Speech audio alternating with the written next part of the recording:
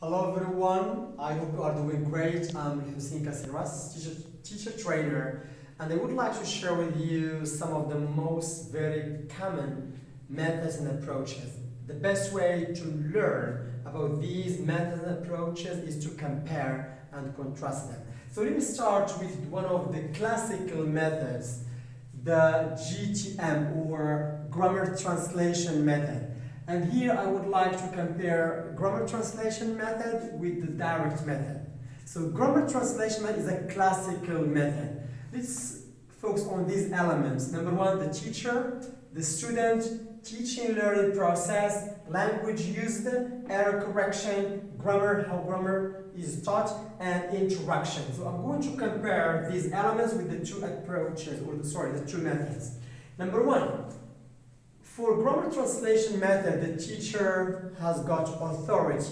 The teacher is the spoon feeder. The teacher is everything. The teacher is the center, okay? For the student, so the teacher is active. The teacher is the center of the classroom, while the student is passive. What do we mean by passive? Learners are consumers. Learners are just listeners. And the teacher is the spoon feeder. For the teaching learning process, grammar translation method, the best way to teach learners is by memorization and translation. We have to translate text from English to Arabic.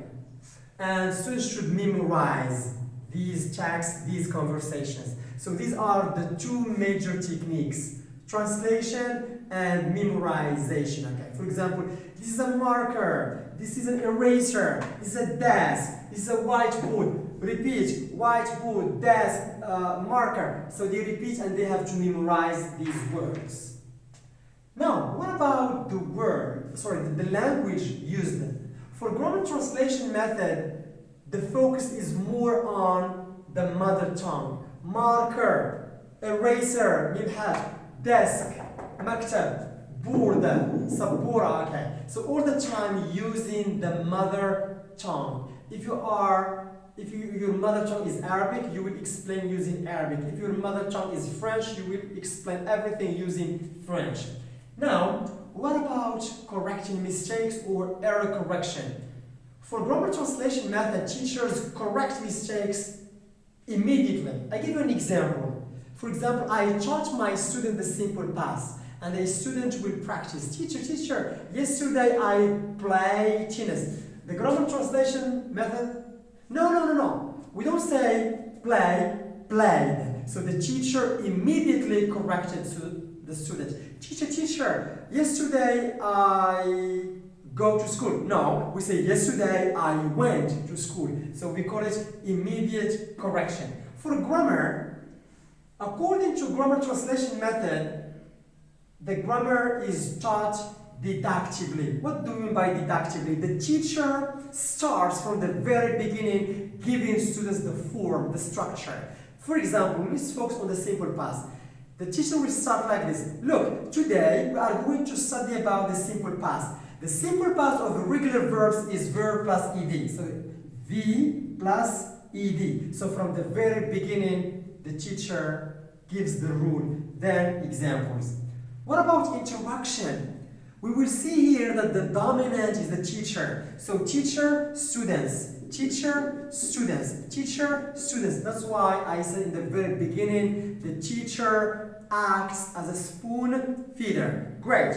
Now, the second method, the direct. Hello, grammar translation. Are you crazy? This is not the way we teach English. This is not the way we learn English. So direct method came as a reaction against the classical method, which is grammar translation. Look here.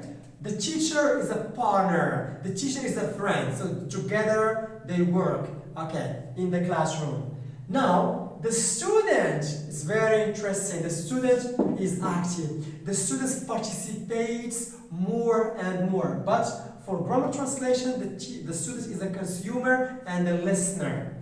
Concerning the teaching learning process, as we said, for grammar translation is through translation and memorization. Direct method said, no, come on. Students can learn when we associate meaning with the target language. So there must be a context when we teach a certain structure. What about language used? For grammar translation method, using the mother tongue, using Arabic is halal, it's okay. But for the direct method is haram, it's forbidden. So teachers do their best not to use the mother tongue, but the focus is more on the target language. If I'm teaching English, I have to use English. If I'm teaching French, I have to teach French. Now, what about error correction? Remember, for grammar translation, the immediate correction. Teacher play, no, we say play. Teacher go, no, we say went. For direct method, come on, wait. Let's give a chance to the learner to discover, to correct himself. Teacher, I played tennis yesterday. Look, remember? Yesterday. So, it's the past. So what's the past of play? Oh, teacher, you are right. Yesterday, I played. So we call it self-correction because the teacher gives some prompts. Teacher, yesterday I go to school. Oh, remember go. Remember this one? The past. Oh, yes, teacher, is the past. So it is self-correction. For grammar, the grammar translation, deductive approach. For the direct method is the inductive. We don't start with verb plus ed, but I put the structure in context, in a paragraph, or in a text, or in a conversation. And students should read the conversation and then guess and deduce the meaning and the form and the structure, etc. So inductive, we start with examples, then the form. But for the deductive, we start with the form, then we move to examples.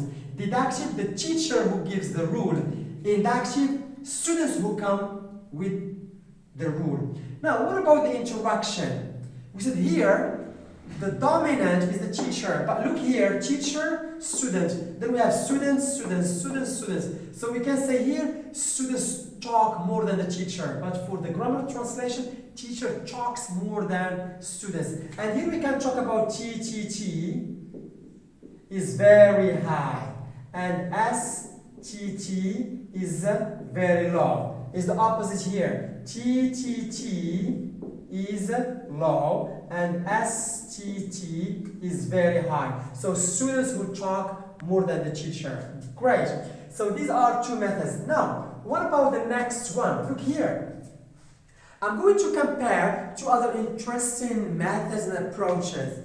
We have the audiolingual method and the communicative language teaching approach. So the audiolingual method has got another name, it's the ARMY method. I'm going to explain. For the audiolingual, the form is important. When I'm teaching, I focus on the structure, on the form. Simple past is ed. Simple future is will. Present continuous is be plus verb plus ing. So the form is the most important. Dialogues are memorized according to the audiolingual method. I explain. I'm going to give my students a conversation. Hi. How are you? I am fine. What's your name? I'm Muhammad. What do you do? I'm a student. So I expect students to memorize. Hi. How are you?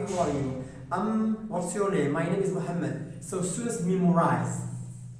Now, for the audiolingual method, context or contextualization is not important. Let me clarify. What do we mean by context or contextualization? Is when you start with a text, with a conversation, with a dialogue, with a story, and students should read the story about simple past or the text about simple past or the dialogue about simple past. So context is not important. Now drilling, repeat after me. Drilling is so important. A marker, students repeat, a marker, whiteboard, glasses, head, mouth. So it's drilling, very important. It's central for the audiolingual. Now, what about mistakes? Mistakes or errors are carefully avoided. Teachers tell students to avoid making mistakes, okay? They are not important, okay? So students must avoid them. Now, meaning for communicative language teaching, meaning is important. But for the audiolingual, the form is important. I play tennis. So played, verb plus ed is the important thing. Here the meaning. I play tennis. I went to school. I did this and this. And what did you do? Where did you go? So the meaning, the conversation is the most important, is essential. Dialogues are memorized. You have to remember, to memorize, to learn by heart. But for the communicative language teaching, dialogues, conversations are practice. Hi, how are you? I am fine. What's your name? My name is Hussein. Where are you from? I'm from Morocco. Where do you live? I live in Rabat. So practice. They ask and answer each other. But here they just memorize, they learn by heart. Now, context. Context here is not important. But here context is essential, is very important. When I teach something, I have to contextualize it. Drilling. For the audiolingual, drilling is so important. Repeat after me, repeat, okay. But here drilling may not occur, but not always, okay. It depends from time to time. What about errors? Errors are carefully avoided, but here errors are parts of learning. No problem. Just make mistakes. You will learn. If you make mistakes, you are my best friend. I love you because you make mistakes. It's okay. They are very natural. So for communicative language teaching, teachers have a very positive attitude about making mistakes. Great. Now, I would like to explain more and to talk more about another method, which is the total physical response. And if you look at the picture, you will see here children. We can call them young learner. So this total physical response method is very important and very practical for students, for learners. And here, the coordination of speech and action. I'm gonna explain. Students will look at me and they will listen and act. Look, I am swimming. So students listen, watch, and then they have to repeat, they have to act. I am swimming. I am flying. I am drinking. I am eating. I am sleeping. So this is what we call listen, watch, and act. Total physical, all your body works and students follow. So both the teacher is the actor and students are actors as well. What is good about this approach is that the teacher and the students are actors and it is a low stress environment. Students feel happy. Students feel excited because they act, they move, they sit, they stand up, etc. Okay. And the most important is that students should be more active and talkative. They have to move and they have to talk. So this method is very practical, especially for young learners, because we use our body, etc. Great. The next one is the silent way. And from the name, the silent way method, teachers should be silent as much as possible. For example, I can start with an activity. I'm going to tell my students that I'm going to mime a story and your job is to identify. You listen, then you identify what is the story about. I'm going to tell you a story using my body language.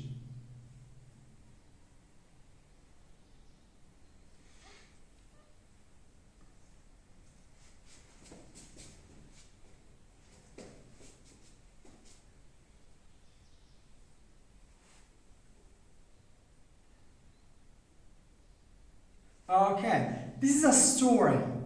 So you have to identify. I'm gonna tell the story. I was sleeping. Okay, then I got up and they found a monster in front of me, and it was running. Then I turned back, and it was running, and the monster was running. Then the monster caught me. Then I cried, and I found myself dreaming. It was just a dream. So here the teacher was silent, using only his body language, gestures, but students should come up with the story. This is the silent way. Try to be as much as possible silent, okay? Great. The last one is Suggestopedia, which means that the most important is the mind. We give more importance to the mind because the mind helps learners learn. And also is about yoga, okay? So we would like students to relax. If the mind is relaxed, students can learn better. And the best example is when you give students a task and then you use a relaxing music. I'm using this relaxing music. Students will work together in groups for 5 or 7 or 10 minutes. They are working together on a certain task.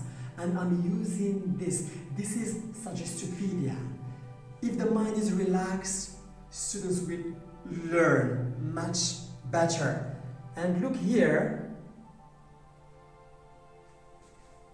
The main or Suggestopedia is a language teaching method developed by the Bulgarian psychologist Georgi Luzanov.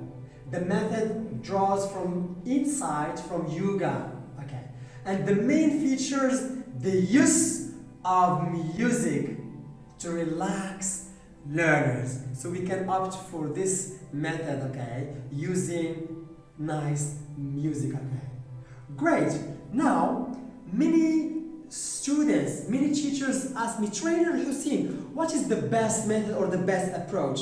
My simple answer, there is no best method. There is no best approach, but it depends. It depends on the level of learners, it depends on the age of students, it depends on the size of the classroom, it depends on the type of the lesson, it depends if it is a morning session or an afternoon session. It depends on it is a first session or the last session. So the best way is the eclectic. Try to choose some from this and some from this. Why? Because you are teaching individuals with different behaviors, different abilities, different perceptions. All right. Thank you.